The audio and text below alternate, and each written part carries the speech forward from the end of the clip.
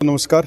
आज हम आए हुए थे ओशो ध्यान शिविर जो सरसा रोड पे है उसमें, और वहाँ बताया जा रहा है कि कुछ प्रोग्राम यहाँ शुरू होने वाले हैं। क्या प्रोग्राम है और क्या क्या उसकी रूपरेखा रहेगी तो जानेंगे अभी थोड़ी देर बाद। और ज़्यादातर बताया गया कि जो तनाव भरी ज़िंदगी है उसमें ध्यान का बहुत महत्व है, उसके बारे में भी बताया जाएगा। तो चलिए देखते हैं। इन चीज़ों से आप ध्यान करके अपना जो तनाव है कैसे दूर कर सकते हैं, और जो बच्चे हैं अपना मन शिक्षा में और अच्छे कार्यों में कैसे लगा सकते हैं।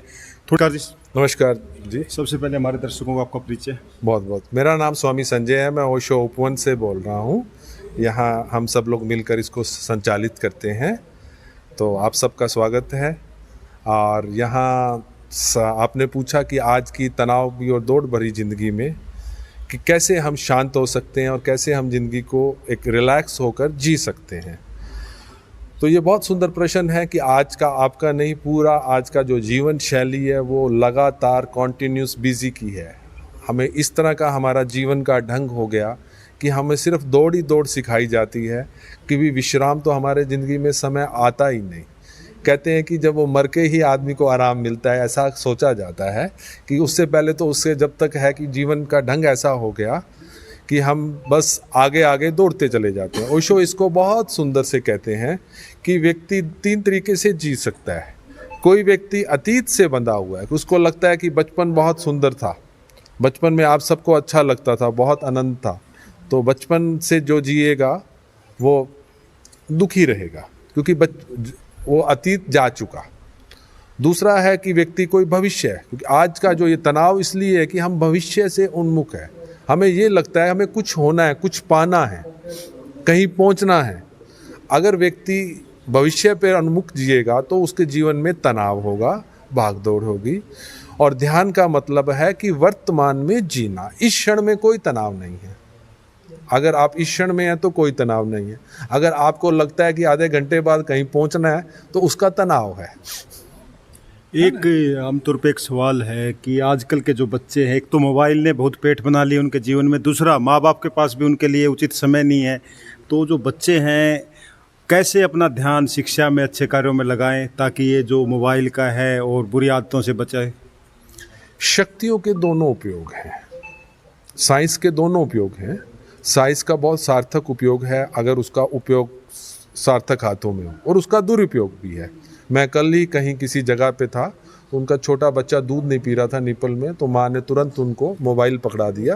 वो एक हाथ में मोबाइल देखकर वो दूध पी रहा था आराम से। तो ये आज के बच्चों का, आज की लाइफ का है कि हर आदमी जो इलेक्ट्रॉनिक्स मीडिया पर बिजी है, उसने इतना बहुत कुछ खोल दिया कि कोई भी है तो वो सारा दिन उसकी मोबाइल की चीज़ों को देख रहा है लगातार। तो ये एक तरह से एडिक्शन है। तो हम खाना खा रहे हैं तब भी हमें, ऐसे बहुत से लोग हैं जो टीवी के बिना खाना नहीं खा सकते। अब आपको भोजन का कोई स्वाद नहीं आएगा, आप सिर्फ डाले जा रहे हैं। बच्चों को आप खाना खिलाते हैं, बच्चा रोए ना, तंग ना करे, तो आप उनको वो चीज़ देते हैं कि मोबाइल पकड़ा दिया वो चुप हो जाए। अगर व्यक्ति को, बच्चे को जीवन को आनंदित, तभी जो आज की प्रॉब्लम है डिप्रेशन, उदासी, व्यक्ति को प्रकृति के साथ लयबद्ध होना होगा। उसको प्रकृति के साथ कुछ समय बाहर की दुनिया को देखना होगा। ये नहीं कि हम सारा दिन स्क्रीन पर बिजी रहें। उस स्क्रीन हमारे जीवन को एक तरह से एक लिमिटेड कर देगी। ये बच्चे को आप कैसे समझाओगे कि भाई ये ध्यान कर, क्योंकि आजकल के बच्चे जो समझाना भी, तो आप क्या ऐसा किसी चीज को छोड़ने का उपाय है कि उससे अच्छा चीज को दिया जाए। यहाँ जैसे जो बच्चों के प्रोग्राम्स के लिए एक्टिविटीज होंगी, मड बात, रेन डांस, क्रिएटिविटी। मुझे याद है कि हमारे बचपन में मोबाइल नहीं होता था, हम पेड़ों पे चढ़ना, गीत गाना, नहर में नहाना, ऐसी एक्टिविटीज़ का मज़ा लेते थे। तो बच्चों को और चीज़ों के लिए मज़ा लेना सिखाया जाए। बारिश में कैसे नहाया जाए, मिट्टी का कैसे मज़ा लिया जाए, पेड़ों का कैसे मज़ा लिया जाए, प्रकृति। जब उन चीज़ों को उनको व्यक्तियों के साथ सुख आएगा तब वो व्यक्ति मोबाइल से दोस्तों के साथ। अब मोबाइल ने तो व्यक्तियों को मित्रता ही खत्म कर दी है कि हम फेसबुक की फ्रेंडशिप रह गई है। एक जगह जगह ध्यान के अंदर हो चुके हैं, कई तरह के ओशो के भी कई पंथ चल रहे हैं। तो आप लोगों अपने आप को कैसे अलग रखते हैं उनसे? क्या आपकी खासियत क्या है? बहुत सुंदर है ये तो, इतनी बड़ी दुनिया है, ओशो का बहुत विराट काम है, बहुत लोग कर रहे हैं और सब सुंदर कर रहे हैं और सबको करना चाहिए। हर जगह हर शहर में एक ओशो का एक ध्यान केंद्र होना चाहिए जहां लोग जाएं, कुछ क्षण शांति को जी सके।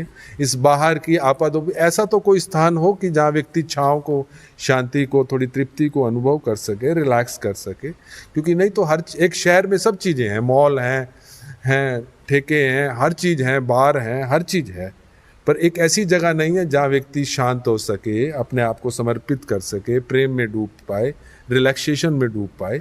तो उसके लिए ओशो के ध्यान केंद्र है। जितने भी लोग कर रहे हैं वो सुंदर है।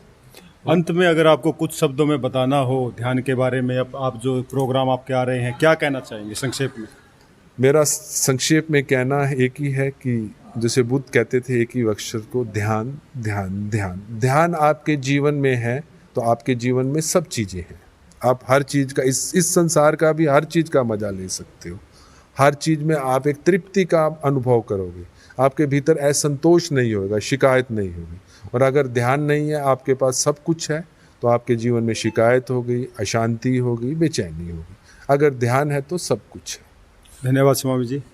तो संजय स्वामी जी हमारे साथ थे और साफ तौर पे कहना है कि ध्यान से आदमी अपनी इंद्रियों के बस में कर सकता है और सारी जंग, जो एक लाइफ की जंग होती है, ये युद्ध होता है जीवन का, जो संघर्ष होता है जीवन का, उससे पार पा सकता है, वो भी खुशी खुशी। उम्मीद करता हूँ इन शिविरों से लोग फ़ायदा उठाएंगे, बच्चे भी कुछ सीखेंगे, शिक्षा में आगे अपना नाम कमाएंगे और आगे देखेंगे जो सरसा रोड पे जो ओशो ध्यान शिविर है उसमें भी ज़रूर आए, देखें क्या क्या एक्टिविटी होती है। मैं हरियाणा टुडे से देव आजाद, जय हिंद।